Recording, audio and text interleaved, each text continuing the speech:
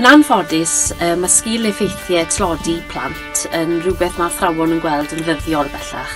Felly mae yn wych o beth bod yr Urdd wedi bod digon blaengar i ddatblygu a sefydlu bellach cynllun tebyg i gronfa gwersyllwyr haf. Mae hwn yn galluogi un plant o bosib mwyaf bregus ni i gael y cyfleoedd i wneud gweithgareddau cyfoethog a chyffroes yn ystod i gwyliau haf. Mae ysgolion yn rhydd i enwebu y plant, maen nhw'n yn meddwl fydd yn elwa fwyaf o'r profiadau ac wrth gwrs mae'r plant yn mynd i gael cyfle i wneud yr oll hyn drwy gyfrwng y Gymraeg.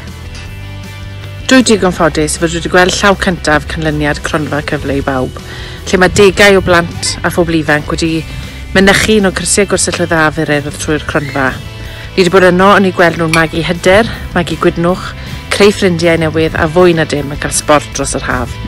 Yn sicr mi fydd ei atgofion a haf leni yn aros gyda nhw am byth. Mi fydda i yn un yn cofio haf 2019 am weddill fy oes.